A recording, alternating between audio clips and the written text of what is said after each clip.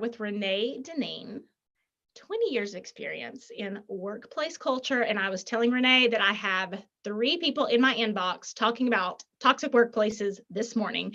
She's a work psychologist and she's been helping leaders connect with their soul, bring their soul to work type of thing. Who would have thought? Create greater purpose, greatness, and joy. And you have a TED talk called Being a Doing Addict. What is a quick thing? What is a doing addict?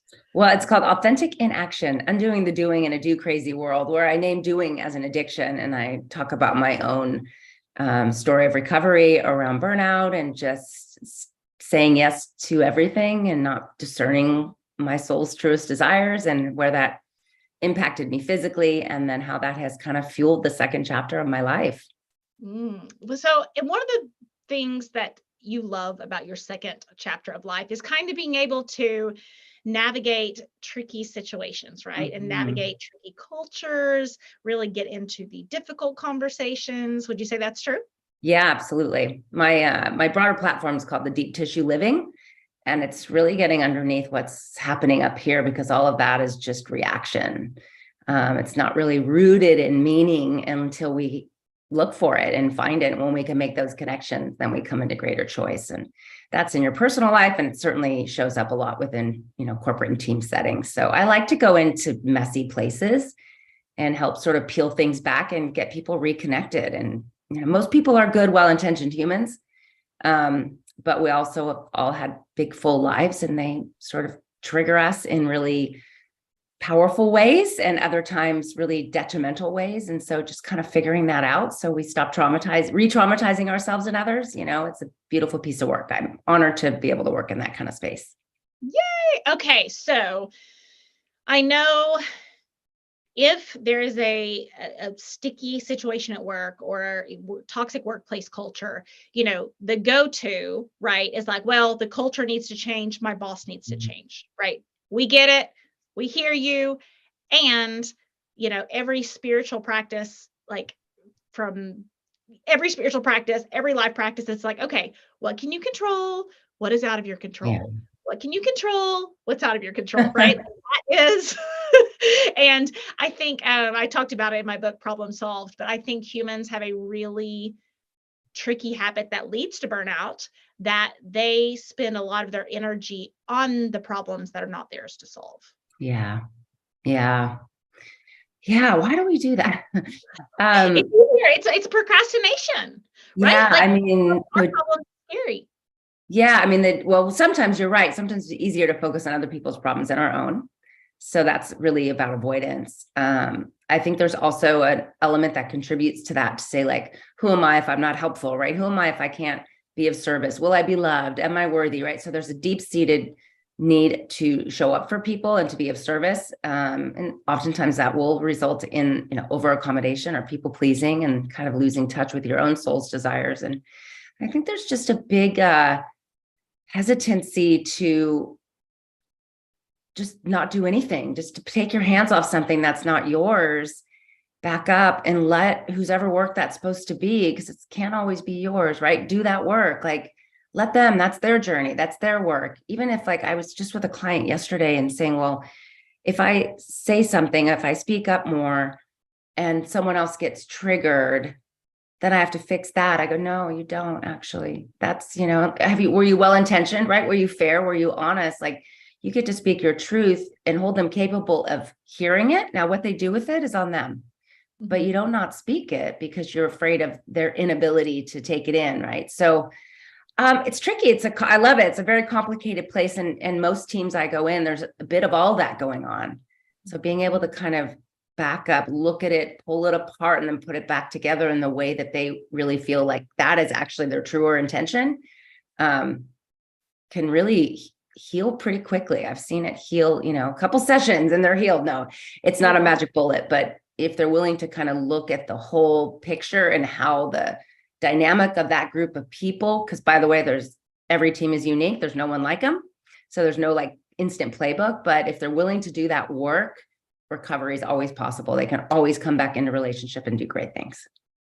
Renee, I was at I know, I have a daughter that I love dearly, and we were at my grandmother's recently, and my grandmother had given her a cookie, and she was eating some ice cream with the cookie, and then she kind of gave me the cookie to throw away, and she didn't say a word. Okay, she just saw it, gave me the cookie to throw away, and later my grandmother said, "How did you like the cookie?" And my daughter said, "No." Ooh, good for her. That was the end of the sentence. And I was like, ooh, ooh. Like, it was crazy, the reaction. Oh, good for her. Well, may she never lose the truth. I'm trying. I mean, well done. And so I know her age, and but puberty hits too, because I have a 15-year-old daughter, and she's comes in and out of that truth now. Just her life is more complicated. She's aware of more things, and I really try to be like, that isn't unkind. Actually, thank you, Brene Brown. Clear is kind. Right. Unclear is unkind.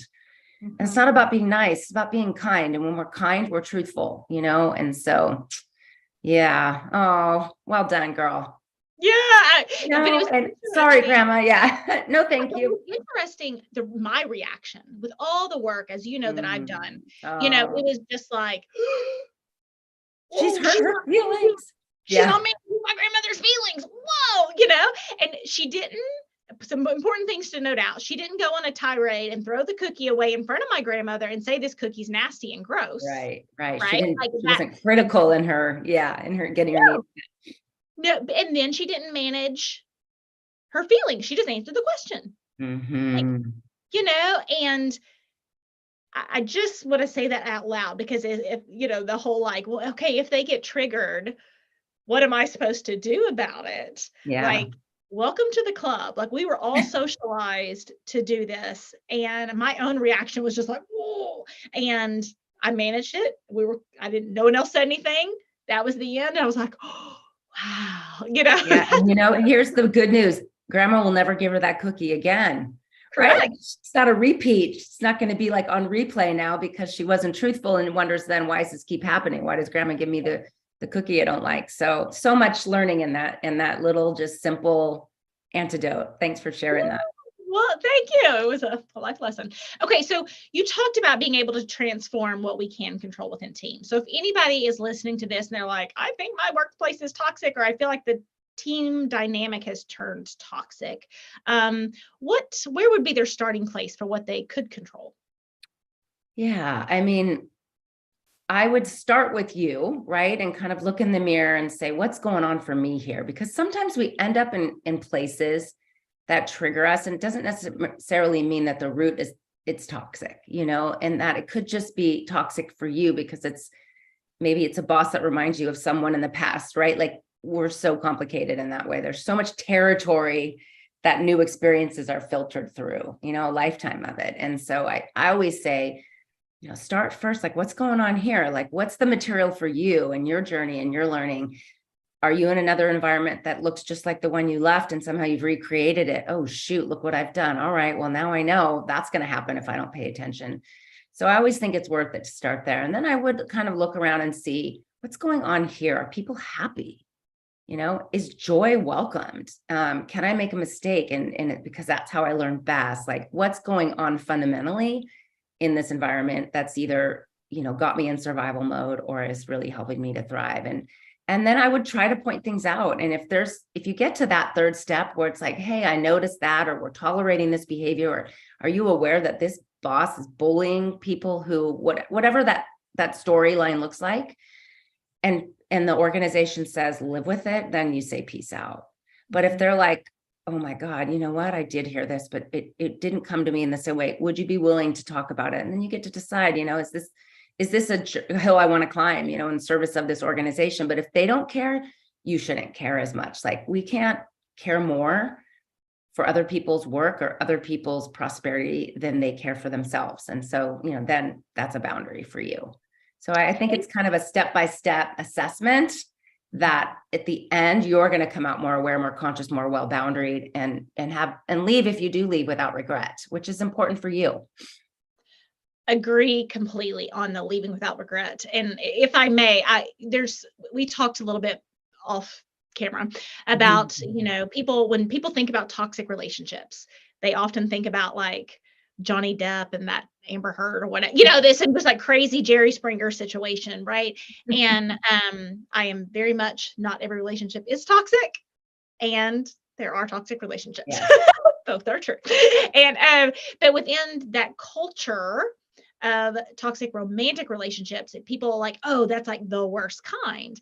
And then it's interesting, every time I hear people talk about toxic work cultures or toxic work relationships, like caring more than the other person, caring more about their prosperity than they do, caring more about their well-being than they do, trying to be heard and not being heard, trying to stick it out of loyalty. Like, it is crazy, the parallels. Like, it is toxic dynamics and power dynamics are always the same, whether they are work, friendship, romantic, family. It's all the same game. Absolutely. Absolutely. And there's good news in that, because you get to look at the common denominator, which is you. And if that's the type of people and environment and the way you want to feel in your day-to-day life, like, hopefully you're still in a place of choice. If you're listening, you're like, oh, darn it. Right. Like, hopefully you're in a place of choice. And if you aren't, ask for support.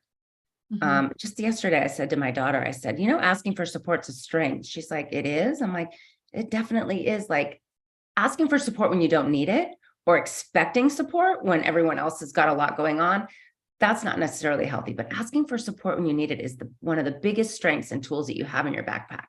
So, you don't have to go it alone, but hopefully you're in choice. But if not, there are people that can support you in getting more objectivity and helping you make a choice that will serve you better. I'm so glad you said that about asking for support being a strength.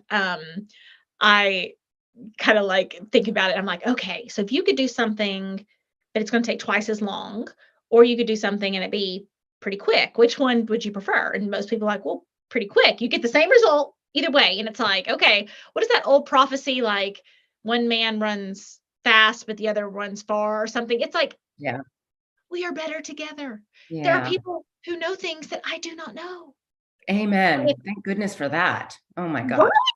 Yeah. And it's really, I consider a toxic trait. Well, it's a trauma trait and hypervigilance, to have to do everything by yourself. And it's like, well, what? Who's telling you that's wise? Like your 90-year-old grandma? Like, yeah, in that culture.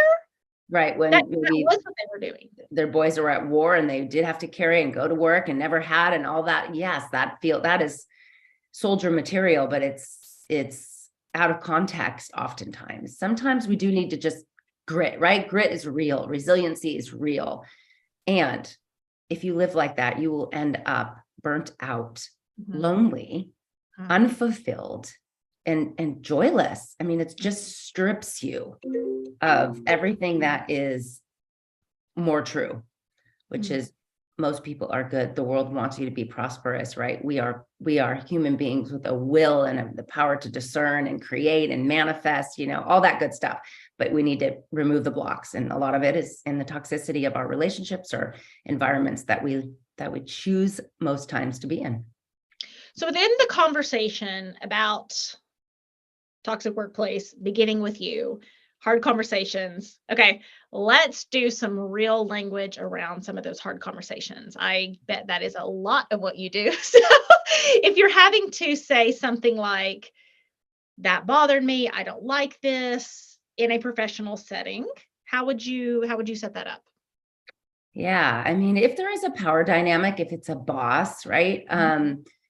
There is, and depending on that boss and the culture that you're in, how like anchored the hierarchy is. But in general, when something is up for you and you've sort of done your own work and cleaned it up and been like, you know what, I was just triggered because it reminded me of, or actually, you know what, I have other data that shows that wouldn't have been their intent, so I'm going to let this go, right? Like you kind of do that and it's like still an issue. You're like, no, I got to bring this up. So I just say, hey, something's been bothering me. Would you be willing to talk with me about it? Most rational people have a hard time arguing with a rational approach. And by rational, I mean, comes from your heart, but it's scrubbed from sort of like triggers, right? And trauma and all of that stuff. And just say, I care about our relationship. Can we have this conversation? Because I'm spending a lot of time thinking about it and it's probably not useful. And And hopefully that person's like, oh, wow, okay, yeah, right. Because they probably didn't mean to hurt you. Now, if it's over and over again, then you start with, I think, hey, I noticed that I tolerate this a lot, and it happened here and it happened there and here. And now I'm feeling like shame on me. I have a request. Would you be willing to honor it? Mhm. Can I point out some things I wanted to make sure people picked up on? You used pattern language Yes, in your thinking, right? absolutely. And so I'm a when pattern seeker, so I good can tell, I was like, observation. everybody heard exactly what she said. Because in that question of, should I say something? Should I not say something? Look at the data. You used Yeah. the D word too, right? And it's like, okay, there's a pattern. This has happened this time and this time and this time with this particular person you're working with. Or, whoa, this is a pattern. It happened every Tuesday night when I stay up too late. And then every Wednesday, I'm Right. more I'm coming a little more sensitive. Yeah. right. Whatever the pattern is, whether it be a problem pattern with yourself or a problem pattern with someone else, I think that's what you're saying. And that's certainly what I believe, is to look for those patterns in those conversations. And Yeah. that's when you know to have the conversation. Yeah. We do, one of the activities I do a lot with teams, kind of deeper into the work, is around obviously the topic of trust, but I have them unpack. It's 4 minutes and they say, my current level of trust in you is a 4. What makes it a 4 is, and what could make it a higher number is. And I tell them right then, I said, little cuts happen all day long. Like, we don't mean to, and we just drop little T's all over the place. And you have been sitting with knowing, like, I need to have the conversation you have. And I'm like, it'll never be easier, never be easier than this 4 minutes I'm offering you right now to clean this up. I said, and if you don't, what you're saying is, I'm willing to let it go, release it, and it's not going to live in my psyche anymore. And it's not going to come up, where it's right here. Next time they do it, I'm ready to fight.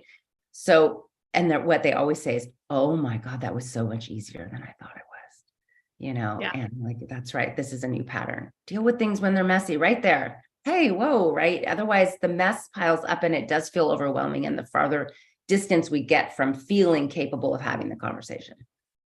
I'm reading a book called The Science of Stuck right now. I'll write that down. Yeah, very good. And they talk about each chapter in that book. Each chapter is its own little mini book with a different subject, but it's great. And she talks about awkward conversations like this and apologies, that type of thing.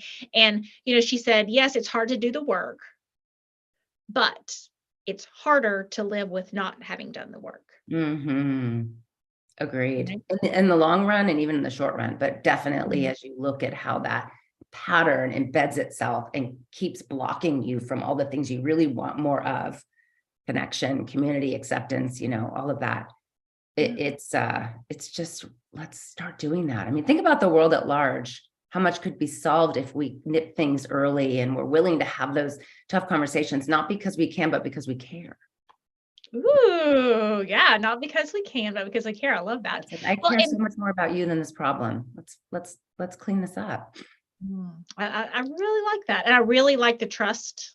I know within the toxic relationship world, the trust brokenness and rebuilding and that kind of thing, that is lovely. And for anyone listening, this is what I need for you to do to rebuild the trust. That is an actual, like, there's action, right? Not promises, more patterns of action, right? Not just like, and not, well, that shouldn't bother you. You should be upset. Minimizing, discounting all of the other stuff we do when we feel on the spot. I just had a picture. I don't know if it's helpful for your listeners, but I saw like 2 people, well-intentioned people who want the same things, right? To feel safe, connected, loved, all of that. And they're standing like there's a river gorge and one's on one end, one's on the other. And the other's like, well, if you really care, show me, right? It's like, well, give him a bridge. Like, don't make him jump or self-sacrifice, like build a bridge. Like, if you want to be in a relationship with me, here's what this looks like, right? Like, lay it out, and then they can decide to cross or not. But we're like, this is the image you just put, which I think that's a good way to think about it. It's like, why do we make it so hard to reconnect, right? And it's like, why? I know why. So it's kind of a rhetorical question, but let's stop doing that. Give them a bridge, And and if they cross, they cross. If they don't, then they're move on. right. And even in, romantic movies or whatever else, it's like, oh, my soulmate would know what I needed. And, Right. I'm Like talking to, I'm going to, call the psychic, but okay. that's not a soulmate, that's a psychic. That's great. But when you have this, it's like, okay, so you don't really know what you need. And so your strategy, rather than you figuring out what you need and telling them, your strategy is to just hope you find someone else to figure out what you need so you don't have to. And then they tell you what you Mhm. need. And then you wonder how you keep getting in toxic relationships. Yeah, that sounds like a big old pattern. Yep.